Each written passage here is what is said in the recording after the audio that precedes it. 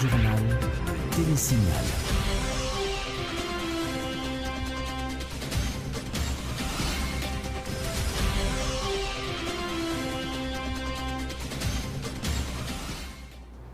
Bonjour, bonsoir à toutes et à tous. Bienvenue dans cette édition du Grand Journal sur Télésignal. Bon week-end à vous. Merci d'être avec nous. Au sommaire de l'actualité, le conseiller électoral Néhémie Joseph a démissionné. Il a signifié sa décision au président de la République le 30 septembre dernier, expliquant qu'il n'a plus la conviction de pouvoir réaliser convenablement la mission que la République lui a confiée. Les médias doivent prioriser le professionnalisme, l'objectivité, le souci d'équilibre en cette période électorale pour s'échapper à toute tendance manipulatoire, conseille le président de l'ANMH, Hérold Jean-François. Dans l'actualité également, 4 individus arrêtés pour kidnapping, 2 voitures confisquées et plus de $2000 américains saisis. C'est le bilan des opérations menées par la PNH du 25 septembre 2015 à date dans la région métropolitaine de Port-au-Prince.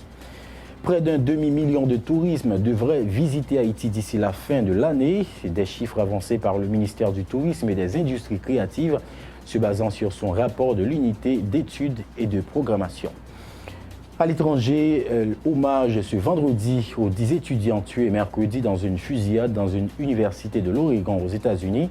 L'occasion pour le président Barack Obama d'appeler le Congrès à légiférer sur l'utilisation des armes à feu dans le pays. Voilà pour les titres.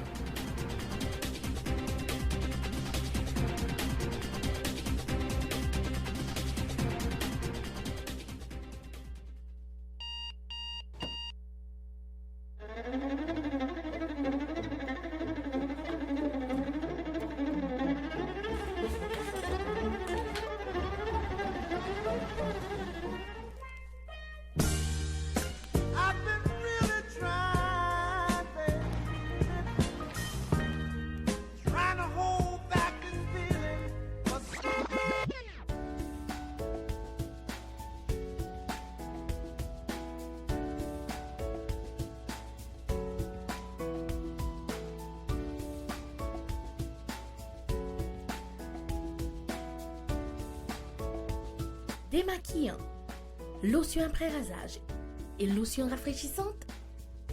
Limacol. La fraîcheur de la brise dans une bouteille. Limacol est un produit de la Disprophar en vente dans tous les supermarchés et les pharmacies.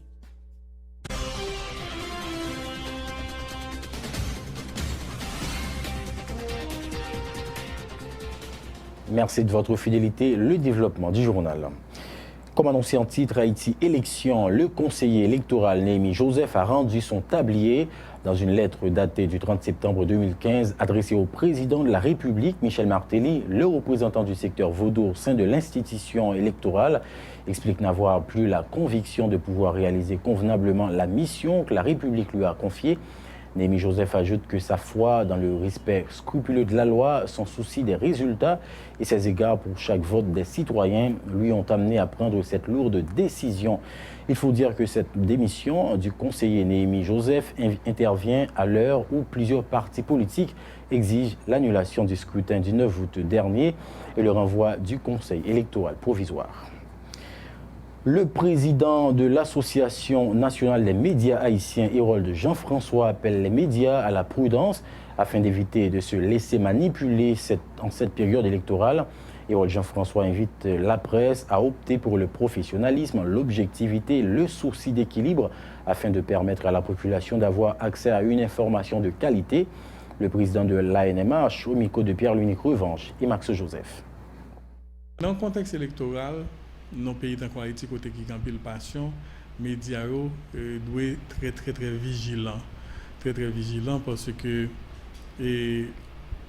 élection en général impliquée en pile monde, en pile parti politique, en pile tendance politique. Par exemple, dans le contexte électoral de l'élection présidentielle, côté où il y a plus qu'une cinquantaine de candidats qui a couru des fauteuils bourrés. Donc, le ça, médias, si nous ne pas faire attention, nous sommes victimes de tiraillement. Avait dit tel groupe après les médias dans tel sens ou bien besoin d'orienter les médias dans tel sens. Donc, médias à tout moment, ils peuvent faire preuve de professionnalisme et puis pour être capable de faire la part des choses et permettre au public de tirer des conclusions.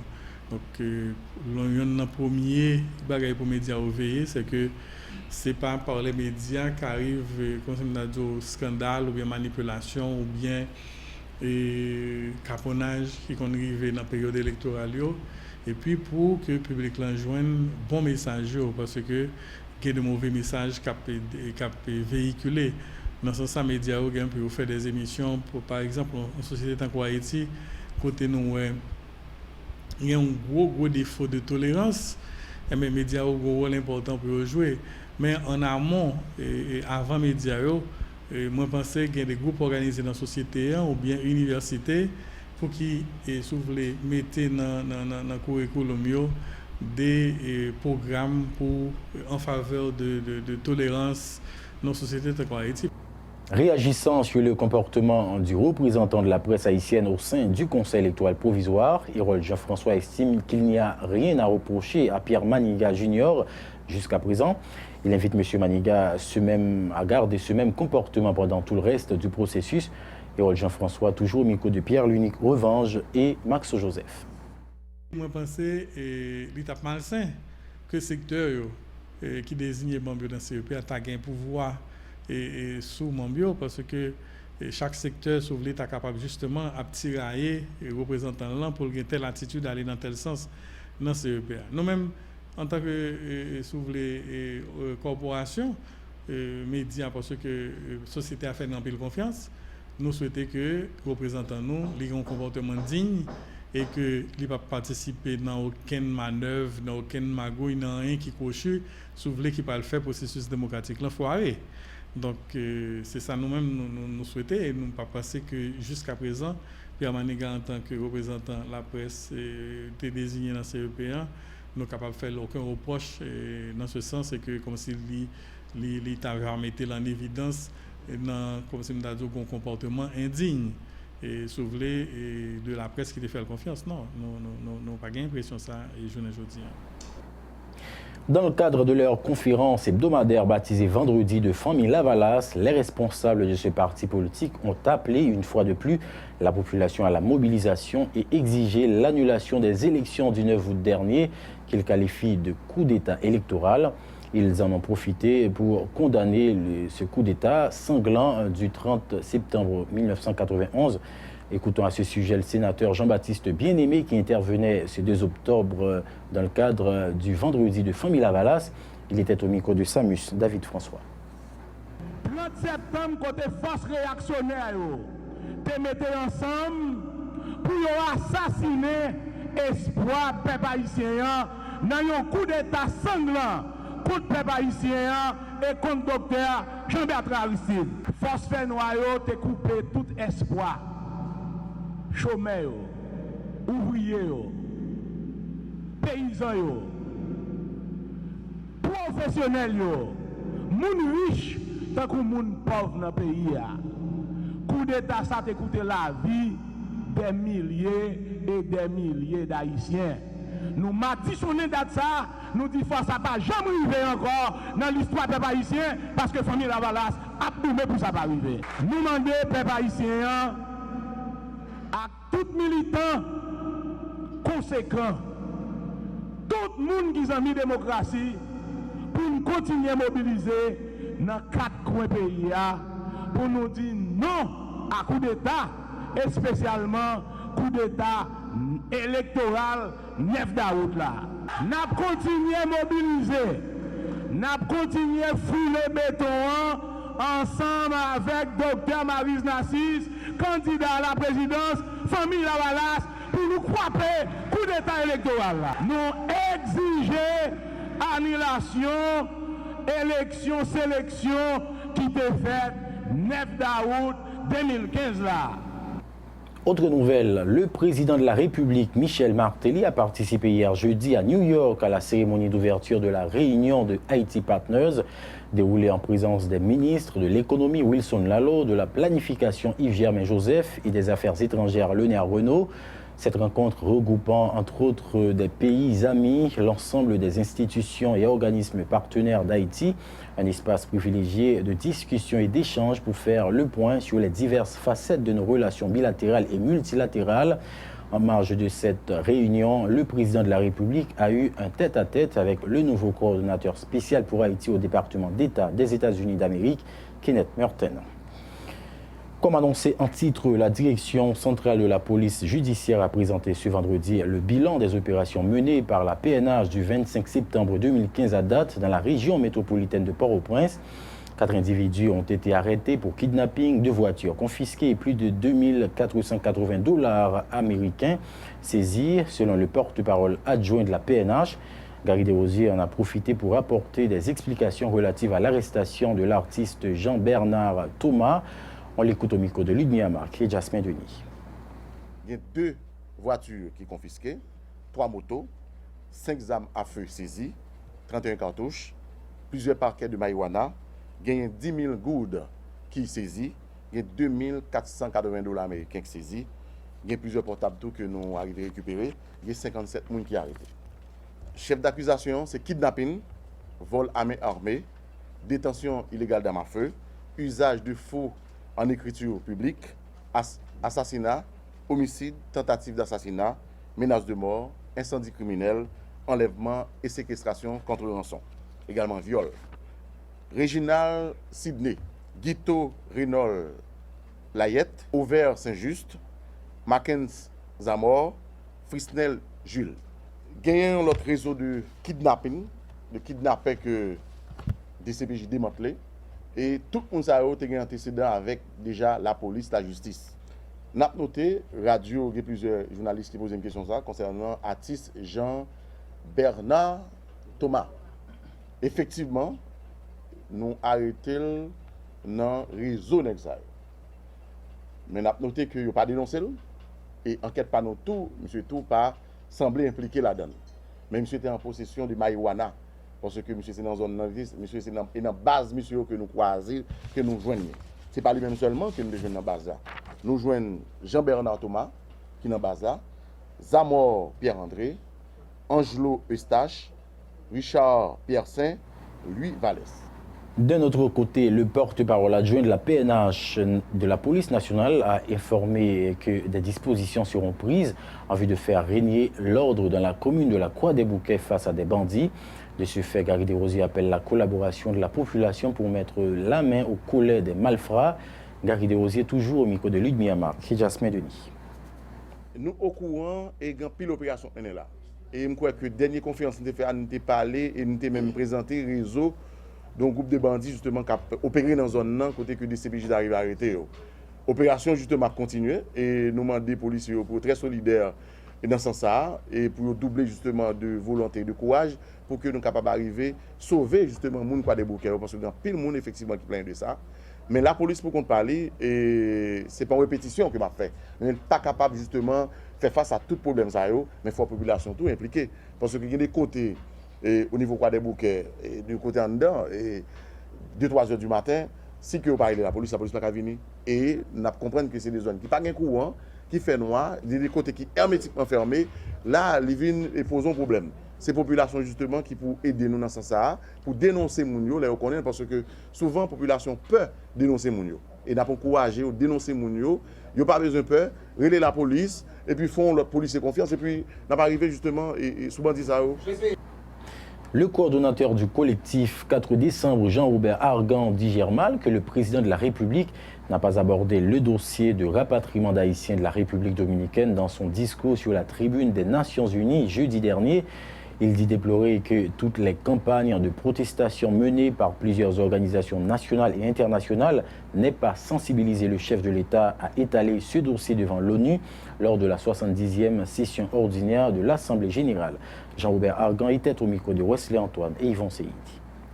Donc, je trouve que c'est très très malheureux que nous ayons un chef d'État qui l'ont cas comme ça, l'ont position pareille, pas aborder un sujet aussi capital. D'autant plus que nous avons tous, nationalement, tout organisme des droits humains, tout organisme qui est respectueux des droits de l'homme, nous tous, nous sommes montés au créneau, nous sommes relais, nous sommes dit, il n'est pas question que va la continuer comme ça. Nous avons demandé au gouvernement pour mener problème ça au niveau multilatéral. Ce que finalement, nous avons fait et qu'il y a que livre devant Nations Unies côté tout le monde réuni que le président pas pipé mot de problème ça, nous pensons que c'est quand même renversant comme attitude et nous déplorer que le président fait un cas pareil ou fait un oubli pareil parce que il s'agit de milliers de ressortissants d'origine haïtienne notamment qui a subi ce qu'il a subi la menace d'apatridie nous rapatriement fait l'instant fait là. Donc c'est un problème suffisamment important et c'était le moment encore, et ça fait la deuxième fois que le chef d'État fait... Il faut souligner que le chef de l'État, Michel Martelly, a eu un tête-à-tête avec le secrétaire général de l'ONU, Ban Ki-moon, après son intervention à la tribune des Nations Unies. Lors de cette rencontre, le président Martelly avait abordé la question du conflit haïtien-dominicain avec le secrétaire général de l'ONU. Par ailleurs, le président a réitéré sa volonté de continuer à dialoguer avec les acteurs politiques en vue d'assainir le terrain jusqu'au dernier jour de son mandat. Haïti Élection toujours, le coordonnateur du collectif 4 décembre, Jean-Robert Argan, invite les prochains dirigeants du pays à prioriser la production nationale. Selon Jean-Robert Argan, le renforcement de la production nationale est le principal moyen de mettre fin à la domination des produits dominicains sur le marché local. Jean-Robert Argan. Et nous avons souhaité seulement que futurs dirigeants vraiment joignent le geste à la parole. En ce sens que vraiment, il y a une production nationale là, tout encadrement, tout support que vous avez besoin pour aller là-dedans. Et quel que soit le niveau, de façon que de petits paysans jusqu'à nous-mêmes qui consommer, nous joignent vraiment résultat de où on va apparaître. C'est la politique de la terre. Quand vous avez quitté de longtemps, c'est lui de joie, la politique de la terre, la seule, la vraie. Donc la terre, c'est l'allié. Parce que c'est comme ça un pays développé, c'est la production, la nouvelle entreprise. On ne peut pas progresser, le petit commerçant, acheter, revendre, classe en bout de cas. On ne peut pas prendre aucun côté comme ça. Donc c'est peut-être ça nous-mêmes nous dit, production nationale là, c'est l'IC vérité. Et c'est l'IC qui permet de reprendre une dignité de peuple nous. On c'est nous faire nous et puis on est capable d'avoir vendre vers le marché extérieur. On a ouvert pour le marché extérieur de façon de ne pas être à la traîne et d'être un pays d'assister. Un pays qui, quel que soit quand on passe, on dit oh, il n'y a pas de demander l'argent. C'est mandé qu'on demande. Il n'est pas normal que nous continuons politique de maintenir la paume toujours à l'horizontale. Il faut échanger le fait vertical. C'était annoncé en titre, Haïti devrait atteindre près d'un demi-million de tourisme d'ici la fin de l'année, en quoi les responsables du ministère du Tourisme. Selon le rapport de l'unité d'études et de programmation du dit ministère, près de 400 000 touristes ont déjà séjourné dans le pays durant les 7 premiers mois de l'année en cours. Un mot de sport, la sélection nationale haïtienne de football des moins de 23 ans joue ce soir face au Honduras dans le cadre de la dernière phase des éliminatoires des Jeux Olympiques Brésil 2016. La rencontre se déroule au stade Hobbs Center, Carson, en Californie, aux États-Unis. Les petits grenadiers se mesureront les 4 et 7 octobre prochains, respectivement, contre les sélections mexicaines et costariciennes.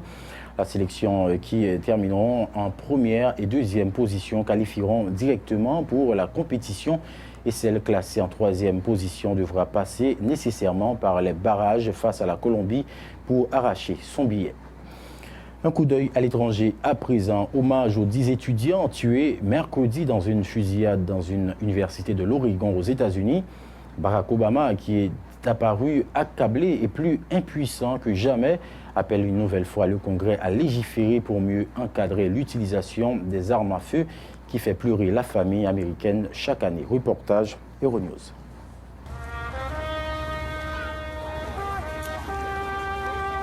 Une veillée aux chandelles la nuit dernière à Roseburg, dans l'Oregon, en hommage aux 10 étudiants abattus la veille dans l'université de la ville.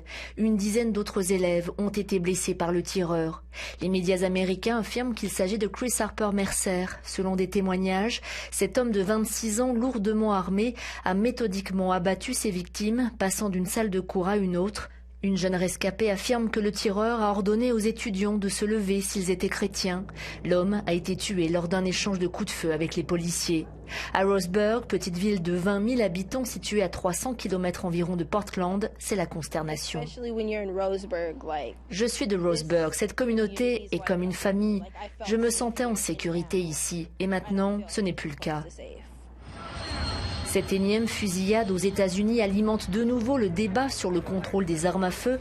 Nos pensées et nos prières ne sont pas suffisantes, a martelé le président américain.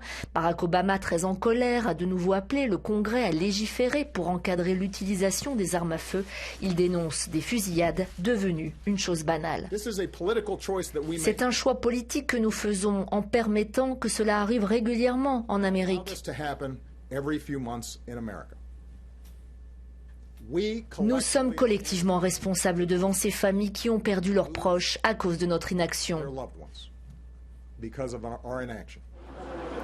Barack Obama a appelé ses concitoyens à demander des comptes à leurs élus. Nous devons changer nos lois, a martelé le président américain. Le campus où étudient quelques 3000 personnes restera fermé aux étudiants au moins jusqu'à lundi. L'ouragan Joaquin, avec ses vents violents, pourrait frapper la côte est des États-Unis ce week-end. Avec des vents soufflant jusqu'à 215 km/h, l'œil du cyclone se trouvait au centre de l'archipel des Bahamas, où des précipitations cumulées pourront atteindre jusqu'à 50 cm. Joaquin est le troisième ouragan de la saison dans l'Atlantique qui dure de juin à novembre. Reportage Euronews. Des vagues spectaculaires, des vents violents et des pluies torrentielles. L'arsenal de Joaquin, un ouragan particulièrement dangereux qui sévit en ce moment dans l'Atlantique. Après son passage sur les Bahamas, Joaquin pourrait bien menacer la côte est des États-Unis. Mais l'ouragan, classé en catégorie 4 sur une échelle de 5, est imprévisible. Les météorologues peinent à établir sa trajectoire. Alors en Caroline du Nord, on se prépare au pire. Ce que nous savons, c'est que des pluies substantielles vont s'abattre sur le territoire de Caroline du Nord dans les prochains jours. Elles vont venir en addition des inondations que nous connaissons depuis une semaine. Tout l'État est en alerte inondation et cela avant même que l'ouragan nous touche, a déclaré le gouverneur de l'État qui a décrété l'état d'urgence, tout comme ses homologues du New Jersey et de Virginie. La Caroline du Nord est déjà sous les eaux et s'attend à de sérieux dommages en cas de passage de Joaquin. À Norfolk, en Virginie, où sont stationnés de nombreux navires des États-Unis, la marine américaine se prépare elle aussi à subir le pilonnage de l'ouragan. À l'étranger toujours, glissement de terrain au Guatemala dans la nuit d'hier à aujourd'hui à Santa Catalina Pinura. Bilan 7 morts et une vingtaine de blessés et des maisons détruites. Des dizaines de secouristes, de militaires et des policiers sont mobilisés en vue d'aider les habitants à retrouver d'éventuels disparus. Détail dans ce reportage d'Euronews. Au Guatemala, au moins 7 personnes sont mortes ce vendredi dans un glissement de terrain. Cela s'est produit dans les environs de la capitale. Il y a également une vingtaine de blessés. Ces coulées de terre et de boue sont la conséquence d'importantes précipitations ce jeudi. Plusieurs maisons ont été balayées. Et suivez à présent la rubrique météo avec Slen Séjour. Bonsoir tout le monde, bien content de retrouver nous pour la dernière sortie bulletin météo pour jeudi, vendredi 2 octobre 2015. Une remarque que nous faisons, c'est que l'ouragan Joaquin de catégorie 4, il continue à faire route dans Caraïbes.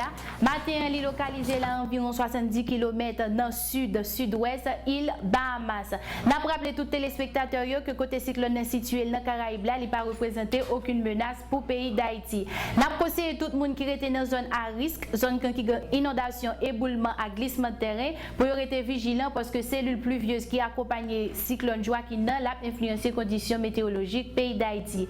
Kounia, on a regardé qui j'ai température là et bon côté quelques villes dans le pays d'Haïti. On a commencé tout d'abord avec Port-au-Prince, température là 22 degrés, là fait bon, a bien un ciel nuageux, des possibilités pour gagner la pluie avec orage, a bien très légère brise qui prend direction sud avec une vitesse 4 km à l'heure. Au Cap Haïtien, au Caïguen, même température qui c'est 26 degrés, là fait bon, a bien un ciel éclairci, des possibilité pour gagner l'appui avec l'orage dans tous les deux villes. Au Cap Haïtien, a gagné une petite brise qui prend direction sud avec une vitesse 15 km à l'heure. Au Caille, a gagné une jolie brise qui prend direction sud-ouest avec une vitesse 22 km à l'heure. Jacmel, la température là 25 degrés, là fait bon, a gagné un ciel plus ou moins clair, chaud et humide. Des possibilités pour gagner l'appui avec orage, a gagné une petite brise qui prend direction sud-est avec une vitesse 15 km à l'heure. Jérémy, température là à 26 degrés, là fait bon, avec un ciel éclairci, des possibilités pour gagner l'appui avec orage, avec une jolie brise qui prend direction sud-ouest avec une vitesse 26 km à l'heure. Gonaïve, température là 25 degrés, là fait bon, avec un ciel plus ou moins clair, chaud et humide, des possibilités pour gagner l'appui avec orage, avec une petite brise qui prend direction sud avec une vitesse 18 km à l'heure.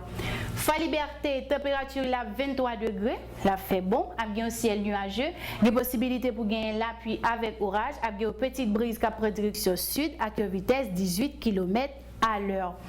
Et la température là à 20 degrés, là fait très bon, avec un ciel nuageux, des possibilités pour gagner l'appui avec orage, avec une légère brise qui prend direction sud-est avec une vitesse 7 km à l'heure.